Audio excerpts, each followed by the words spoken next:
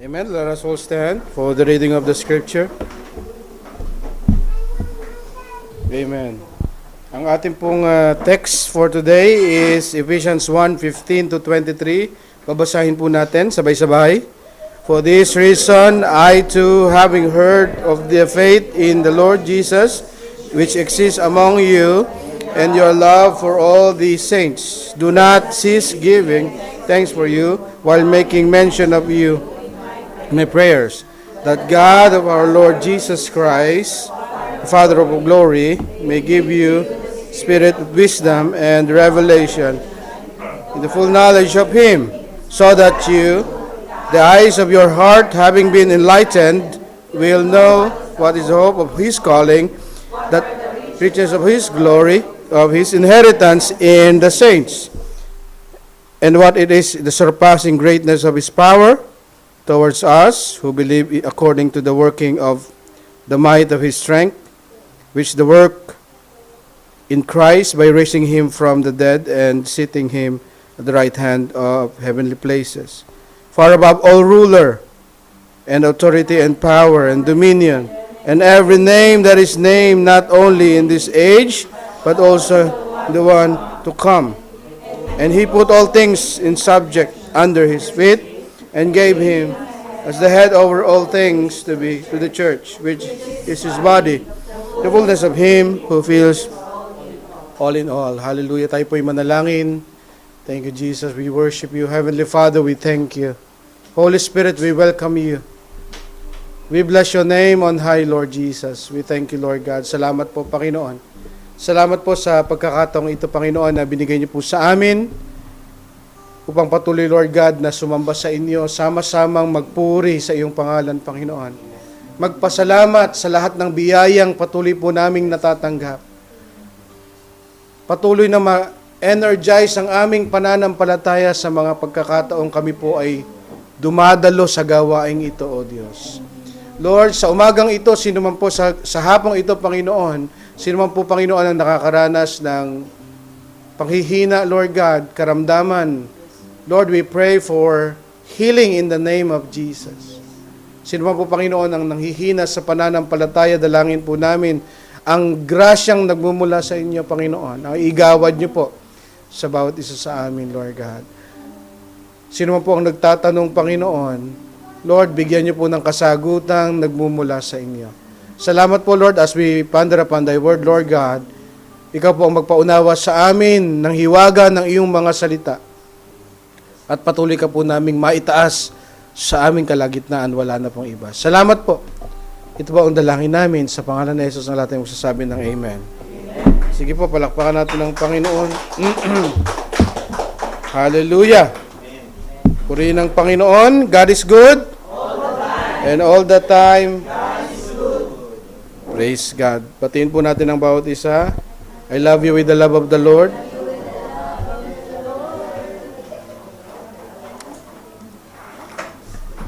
Praise God.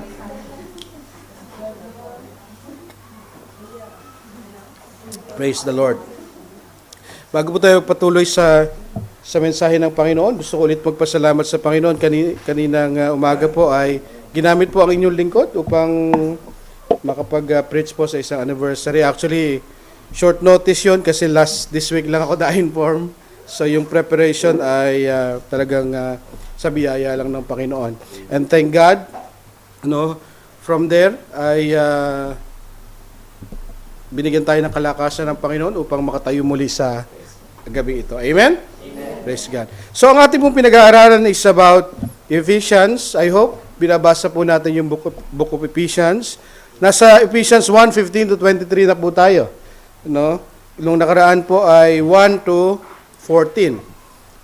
Okay? So ang ating pong focus for this evening is prayer for spiritual insight sa mga taga-Epeso. Ang proposition po natin, the servant of God desires that the saints will grow in the knowledge of God. Ang desire po ng mga lingkod ng Panginoon, ng mga tunay na lingkod ng Panginoon, ang kanila pong naisin sa bawat miyembro ng simbahan ay lumago sa pananampalataya.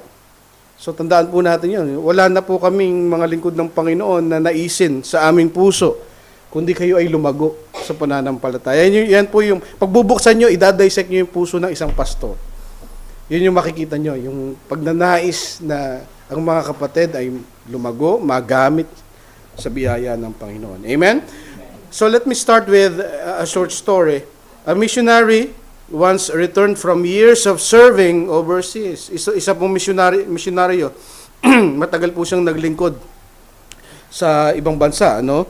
During a visit with a supporting church, someone showed him a framed photo of his family that had been hanging in the church lobby for years. The picture was faded and dusty. Meron daw pong picture. Yung pamilya ng missionary, bumalik kasi sa galing sa overseas, bumalik sa sending church niya, meron silang picture. Siguro luma na. O kaya, baka sa picture, payat pa siya noon. Basta luma na, faded na yung picture. And the missionary smiled and said, "I'm glad you've kept our picture all these years, but I'd rather you actually know how we're doing now. That photo is a memory, but we are real people, still growing, still living." Kami totoo, andito kami. May sinasabi, kami ay lumalago at nagpapatuloy. In the same way, many Christians keep a faded picture of God in their minds. Yung sa ating mga Kristiyano, minsan ang nasa isip natin yung faded picture of God. Yung pagkakilala natin sa Diyos nung bata pa tayo, nung mga bago pa lamang tayo. Dapat yung ating pagkakilala sa Panginoon ay lumalago, nagde-develop. Yun po yung point dito of God in their minds based on the past teachings, childhood Sunday school, or emotional moments. But the servants of God labor so that believers don't settle for outdated memories of who God is. Kaya po naglilingkod ang inyong mga lingkod, ang mga pastor, ang mga guro, ang mga elder sa simbahan, para po ay makilala nyo ng higit pa ang Panginoon. Hindi yung faded picture of God ang nasa isipan natin. Who God is, but grow in fresh, living, and accurate knowledge of Him through the Word. Amen? Gusto ng Lord na lumago ka sa pananampalataya. Sabihin mo sa katabi mo, gusto ni Lord na lumago ka. Amen. Makilala mo pa siya ng higit. Amen. Paul didn't want the Ephesians to hold on to old photo of God. He wanted them to know Him personally, deeply, and continually. Today, let us discover Paul's desire for all believers. Ano ba yung naisin ni Apostol Pablo? Andiyan pa po kayo mga kapatid? Ano yung naisin ni Apostol Pablo sa mga taga-Ephesians? Number one, tignan natin, i-dissect natin itong text na ito. Una yung commendation, makikita natin yan sa 15:16. Paul commends the faith and love of the saints. Kinommend niya yung pananampalataya ng ilan sa mga taga-Epeso at saka yung kanilang pag-ibig. No? Ephesians 1:15-16, basahin natin. For this reason, I too, having heard of the faith in the Lord Jesus, which exists among you, and your love for all the saints, do not cease giving thanks for you while making mention of you in my prayers. So makikita natin dito mga kapatid, yung progress na tinatawag ng mga mananampalataya. Gusto ni Lord na mag-progress tayo, lumago tayo mga kapatid. Maging mature tayo sa pananampalataya. Sabi na Apostol Pablo dito, having heard. So the reputation of the brethren in Ephesus is remarkable. Yung kanilang progress, yung point natin mga kapatid dito, under commendation is believers' progress. Yung progress ng mga taga-Epeso, anong nangyayari sa kanila? Remarkable, ibig sabihin, nababalitaan.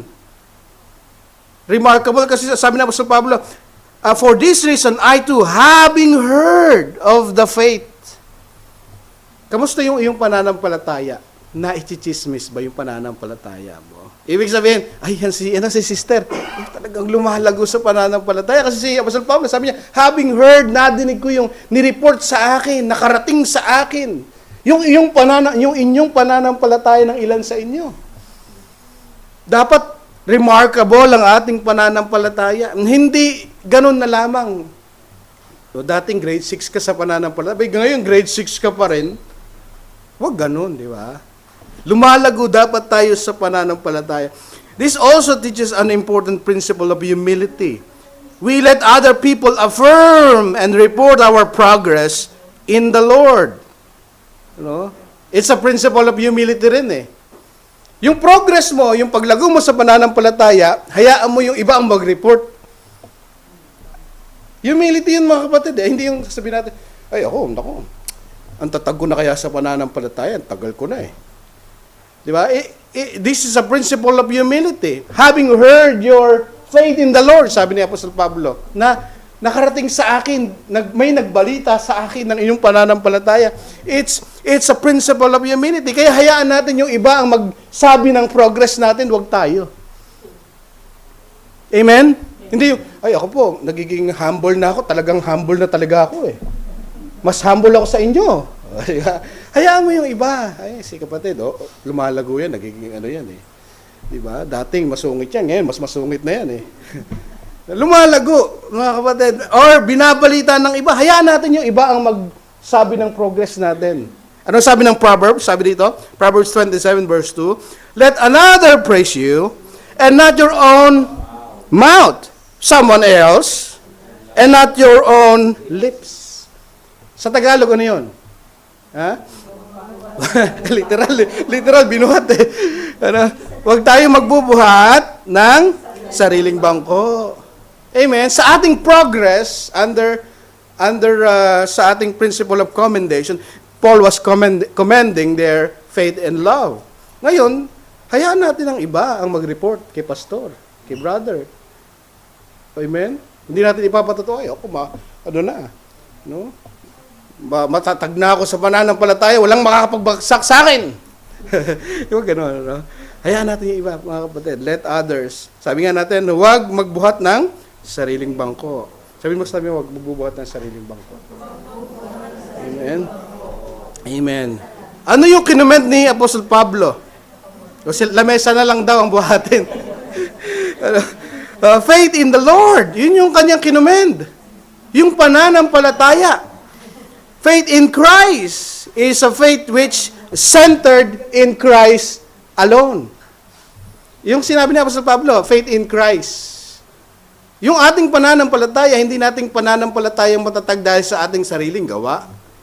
Yung ating pananampalataya matatag dahil sa kay Kristo nakasalalay. Sabi nga nung kanta, in Christ alone, I place my trust and find my glory in the power of the cross. In every victory, let it be said of me, my source of strength, my source of hope is Christ alone.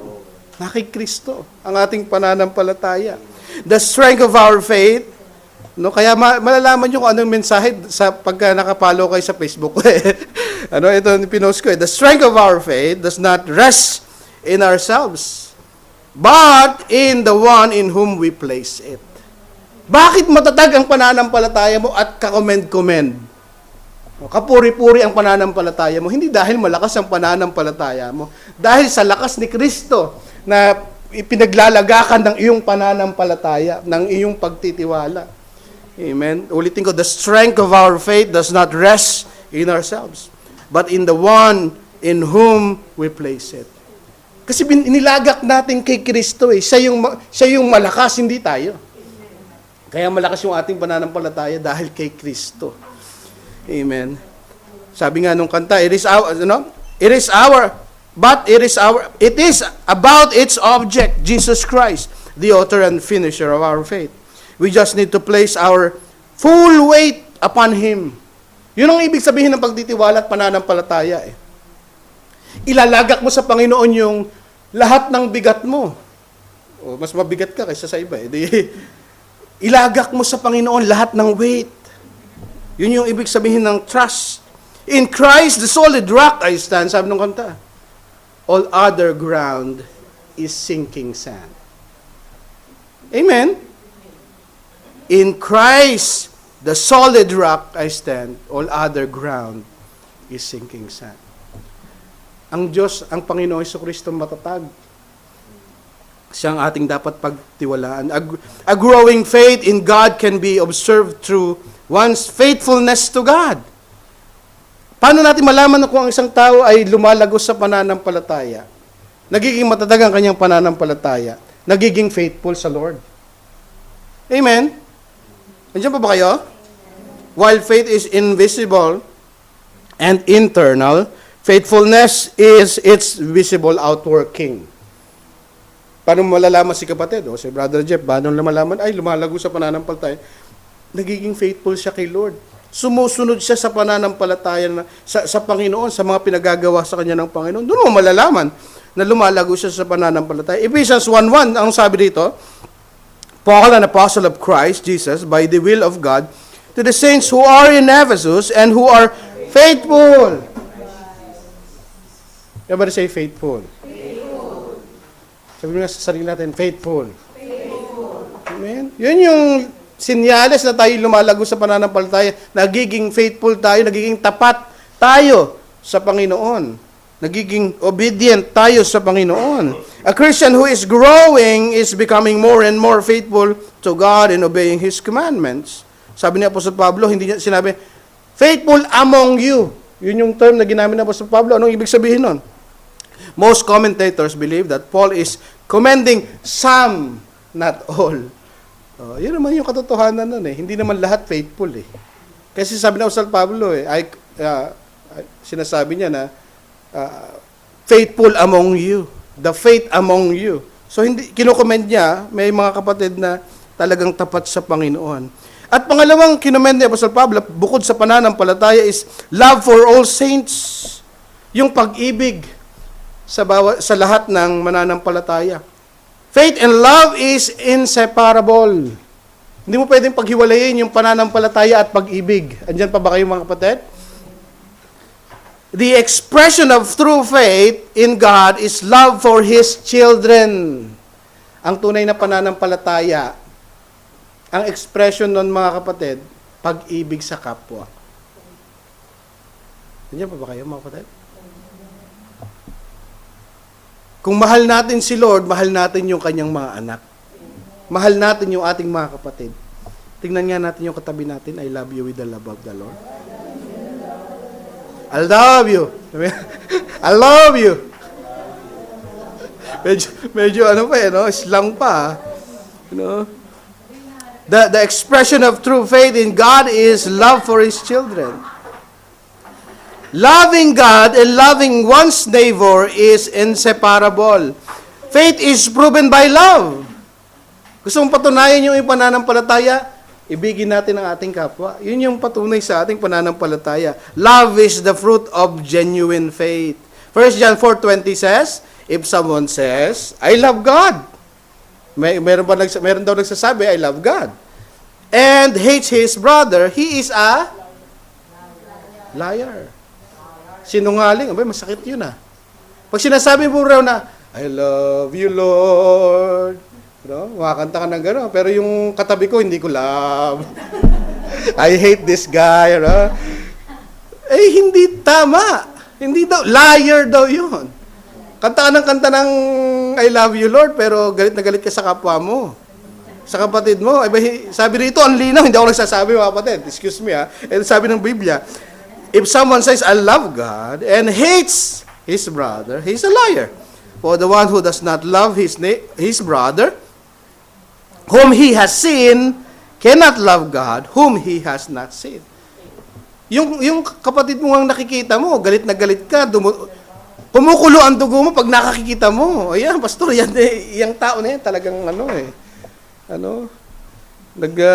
nagpi-50 degrees eh. Mas mainit pa sa init ng summer ng UAE eh, no? Pa-summer pa lang daw next month eh. Next month pa lang daw yung simula ng summer, ngayon practice pa lang. Sabi sa balita. Sabi sa balita, next month para magsisimula yung summer, practice pa lang eh. Papasok pa lang tayo sa most exciting part. Papasok pa lang tayo. Sobrang init na niyan. Okay mga kapatid? Ito'y pag-ibig.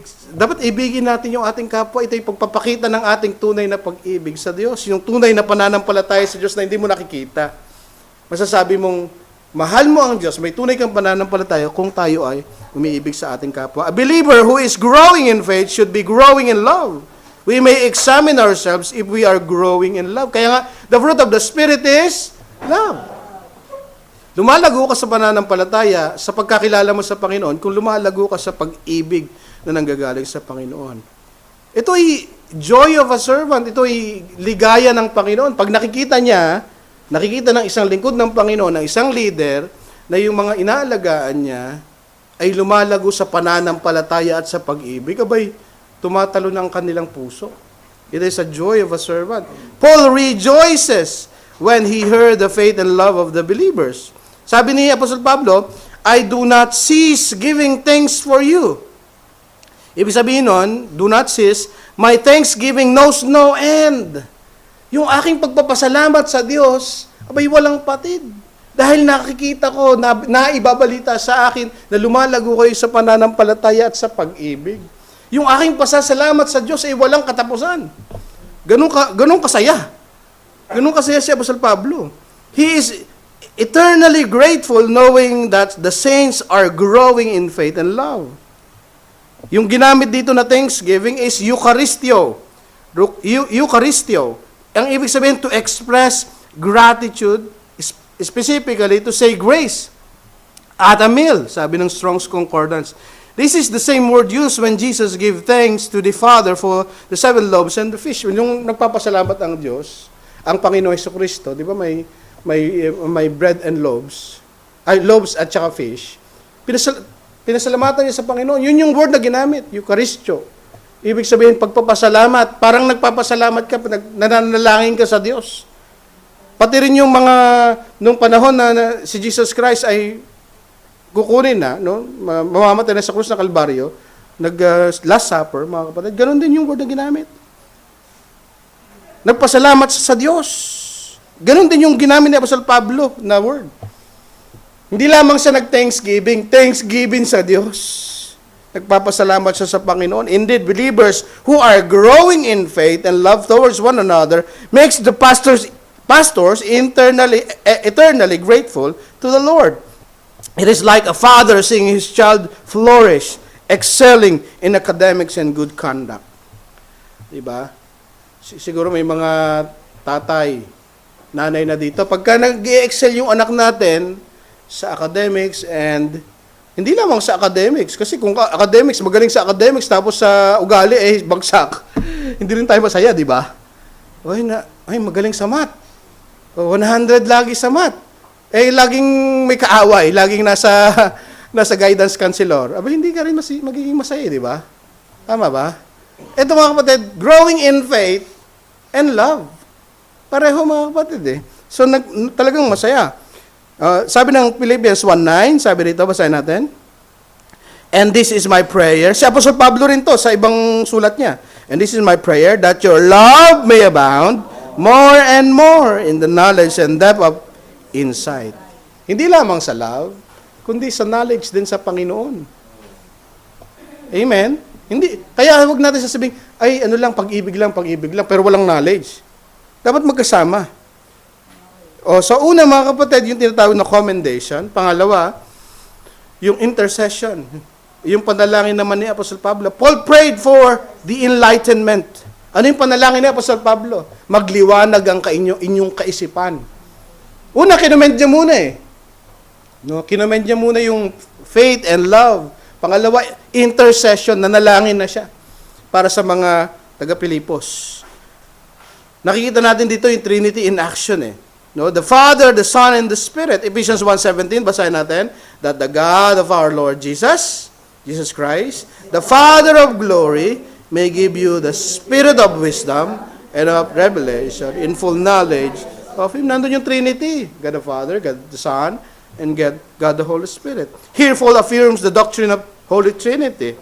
The word Trinity is not mentioned in the Bible, but the concept of it is clearly taught in the whole Scripture. Malinaw ang Trinity sa buong kabuuan ng Scripture. So, give you the spirit of wisdom and revelation.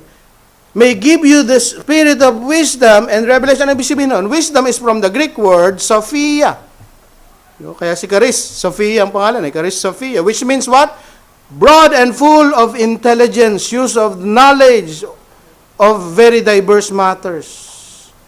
Amen? Yun yung ibig sabihin ng wisdom. No? Wisdom is what? Use of the knowledge. Yung knowledge, yun yung pinag-aralan mo. Pero pag in-apply mo na yon, wisdom na. Ano? Wisdom is knowledge rightly applied. Pag ginagamit mo na yung natutunan mo, wisdom na yun, mga kapatid. Okay? Kaya nga may example tayo dito eh. Knowledge is knowing that the tomato is fruit. But wisdom is what? Wisdom is not putting it in fruit salad. Yun yung pagkakaiba. Yung knowledge, alam mo na yung tomato, fruit yan. Baka hindi nyo alam. Ngayon, alam nyo na. Yung tomato, hindi ho yan gulay. Yan ay fruit. Prutas. Knowledge yun. Pero yung wisdom, hindi mo naman yan ilalagay sa fruit salad. Hindi masarap. Kung gusto nyo itry, bahala kayo. Pero hindi ko titikman. Kainin nyo na lang mag-isa. Ano? So yun yung wisdom. You rightly applied the knowledge. Kapatid, di ba? Yun yung pagkakaiba ng knowledge and wisdom. James tells us to ask for wisdom if we are lacking in it. Pag nawawalan tayo ng wisdom, hindi ko mai-apply. Parang kulang ako sa wisdom. Sabi ng James, ask. Humingi sa Diyos ng wisdom. Kailangan natin ng wisdom sa pang-araw-araw natin eh. Paano tayo magdidesisyon sa buhay? Kailangan mo ng wisdom, mga kapatid. Paano mo susolusyonan yung mga problema mo sa buhay? Kailangan natin ng wisdom. Ano pa? Pangalawang pinanalangin na po sa Pablo. In the full knowledge of Him, our Christian life must be centered around this purpose. To know God. Kaya nga, to know God and make Him known. Sabihin nga natin, to know God and make Him known. Yan yung purpose ng isang Kristiyano, makilala ang Diyos. Kaya yun suot ni Nanay Carol ngayon eh. To know God and make Him known. No, yun yung naisin natin, mga kapatid. Yan yung purpose natin. To know God. We can know God through His special revelation, which is the Word of God. Colossians 1:10, anong sabi dyan? Basahin natin. And we pray this, growing in the knowledge of God. Paano mo makikilala si Lord? Hindi ka nagbabasa ng Bible. Di ba? Kasi nga, we can know God through His special revelation. His special revelation is nothing else than the Word of God. So magbasa tayo ng Bible. Sabi mo sa tabi mo, magbasa ka ng Bible, ha? Amen.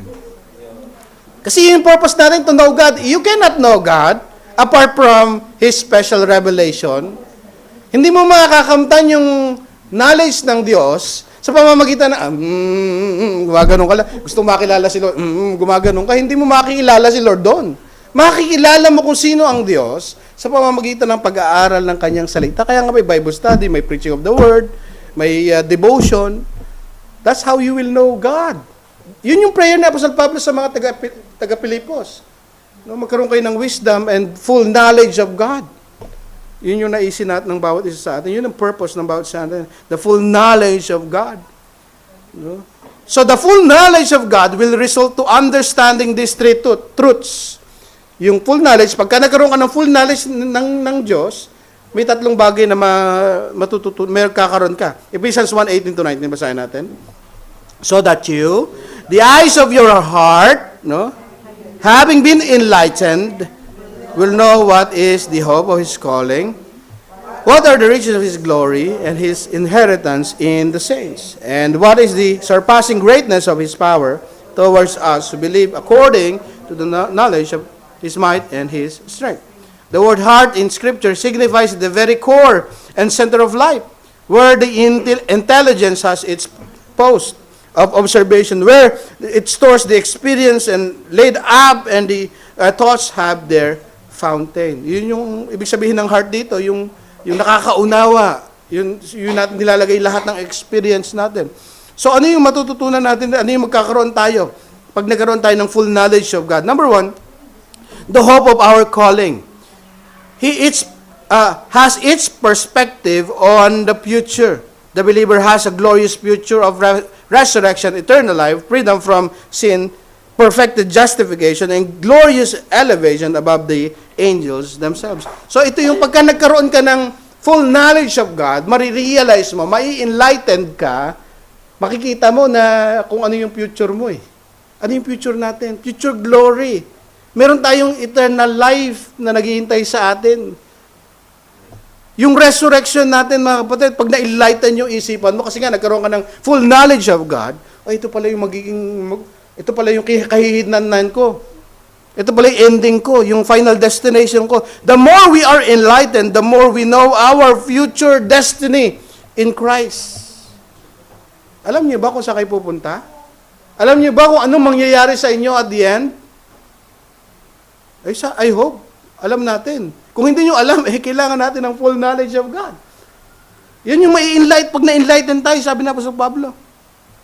Pangalawa, the riches of the glory in His inheritance. There are two possible interpretations in this term. Sabi kasi, the riches of the glory of His inheritance. Some argue, Paul is referring to the inheritance that believers receive. Unang interpretation kasi dito, yung mga inheritance na tatanggapin natin. No? Yung tinatawag na yung last week, yung spiritual blessing. No? With all spiritual blessing. Ito yung tinutukoy ng iba. No? Many commentators suggest, itong pangalawa, that Paul is referring to the saints or believers as God's inheritance. Pangalawang interpretation. Unang interpretation, yung inheritance na tatanggapin ng Kristiyano, believers. Andiyan kayo, kapatid? Pangalawang interpretation, na tayo mismo ang inheritance ni Lord. Bakit? Makikita natin yan sa Deuteronomy 32 verse 9. Basahin natin. For Yahweh, portion is His people. Anong? Jacob is the allotment of His inheritance. Anong ibig sabihin na, nito mga kapatid? Either of the two, the more we know God, the more we are enlightened to the truth of our inheritance in Christ, and we are God's treasured possession. Pag-aari tayo ng Panginoon. Pag na-enlighten yung kaisipan mo, ay tayo pag-aari ng Panginoon. Treasured possession tayo ni Lord. No? Pangatlo na pinananalangin ni Apostol Pablo, pag na-enlighten yung ating kaisipan, is the exceeding greatness of His power. Ibig sabihin ng mga kapatid, basahin natin Ephesians 1:19, and what is the surpassing greatness of His power towards us who believe according to the working of the might and His strength. Many Christians do not know this power, or they only know it from distance. God wants a resurrection life to the real in the life of the believers. This truth should help us live in victory every day. Our God is a powerful God. Amen? Ang Diyos ay makapangyarihang Diyos. Amen? Ang Diyos ay makapangyarihan. We are more than conqueror through Christ. It is not because of our own strength, but because of God's might, according to God's power. So yun yung ma-enlighten tayo na makapangyarihan ng Diyos, exceeding power of God. Lastly, number 3, yung exaltation. No? Paul's emphasized the supremacy of Christ. Christ's enthronement. Ephesians 1:20, basahin natin, which He worked in Christ by raising Him from the dead and sitting Him at His right hand, the heavenly place. Seated at God's right hand in the heavenly realm. In ancient culture, the right hand was symbol of power and honor. To be seated at God's right hand means to share in the divine authority. This doesn't mean Jesus is less powerful and authoritative than God the Father. The right hand is a place of highest honor. Kasi sinasabi ng iba, si Jesus nasa kanang trono ng Diyos Ama. Ibig sabihin, less powerful ba siya? Hindi, mga kapatid. Ang ibig sabihin nun, highest honor. Ang ibig sabihin nun, mga kapatid. Philippians 2:9, basahin na, therefore God exalted Him to the highest place. So makikita natin, consistent ang scripture eh. Ito, Philippians to. Ang pinag-aaralan natin, Ephesians. This exaltation is in relation to incarnated Christ because the pre-existed Christ is all-powerful and co-equal with God. Yung concept ng enthronement, no, exaltation, dun sa incarnated Christ, ibig sabihin si Jesus Christ na nagkatawang tao. Kasi si Jesus Christ na pre-existed, kasama na ng Diyos yun eh. From eternity past, they are co-equal and co-eternal. So yung tinutukoy rito, yung incarnated na nagkatawang tao si Jesus Christ, no, in-exalt siya ng Ama. Christ's name above all name. Ephesians 1:21, far above all rule and authority and power and dominion and every name that is named, not only in this age, but also in the one to come. Ang pangalan ng Panginoong Jesucristo is what? Name above all name. Philippians 2:9, ano sabi? Therefore God also highly exalted every name. Amen? Yung pangalan ni Jesus Christ, wala nang tataas pa na kahit na anumang pangalan. Christ is above all our circumstances, above all fears, above all doubts.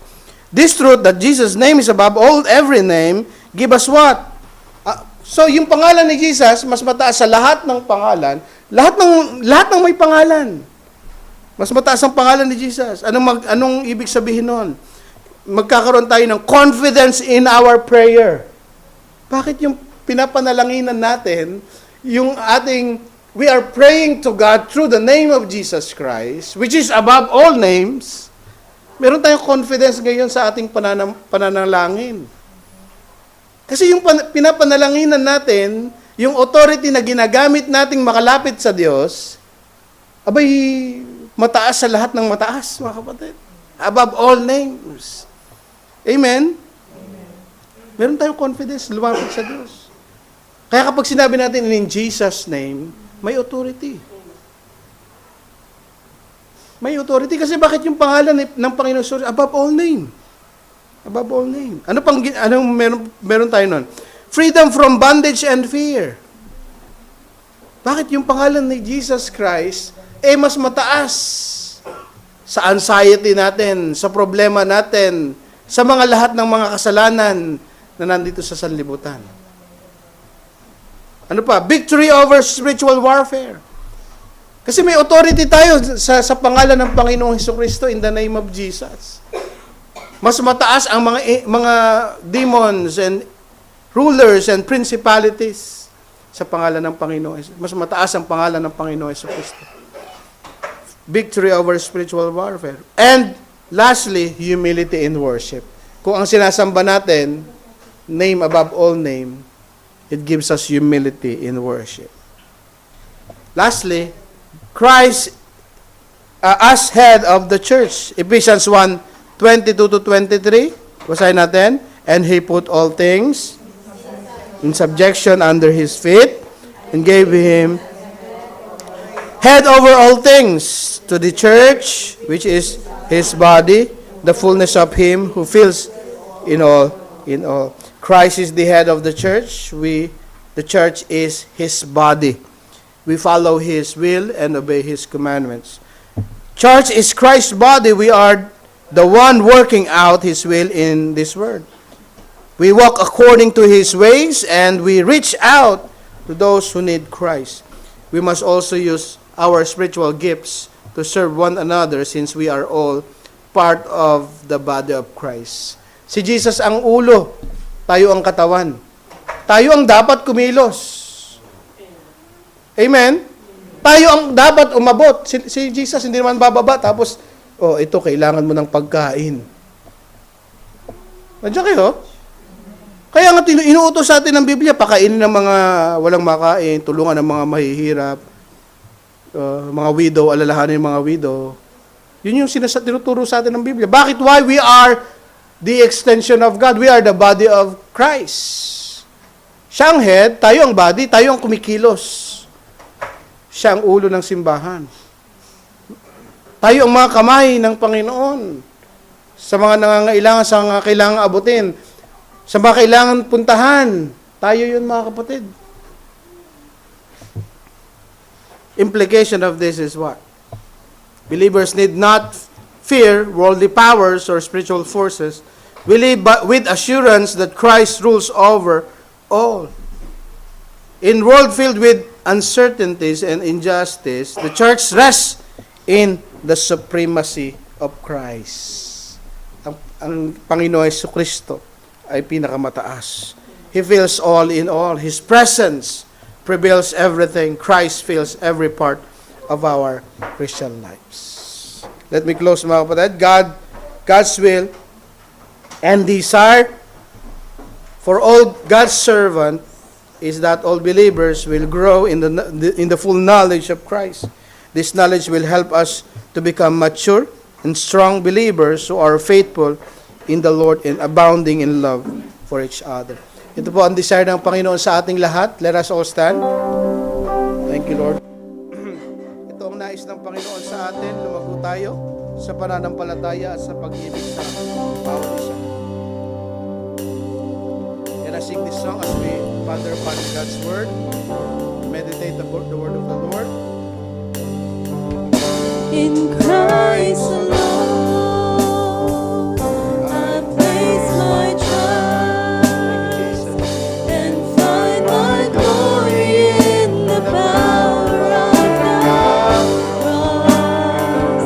In every victory, let it be said of me, my source of strength, my source of hope is Christ alone. I praise alone. I place my trust and find the glory Salamat po, Panginoon, sa ginawa niyo sa Kalbaryo para sa amin.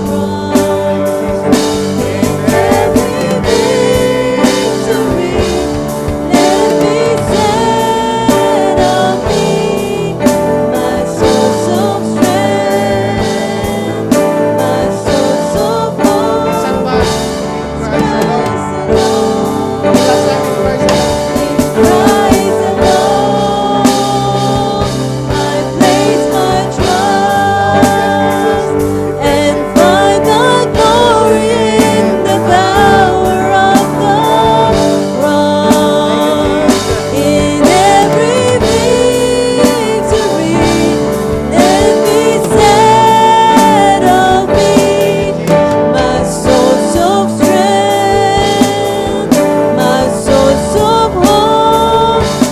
Christ alone.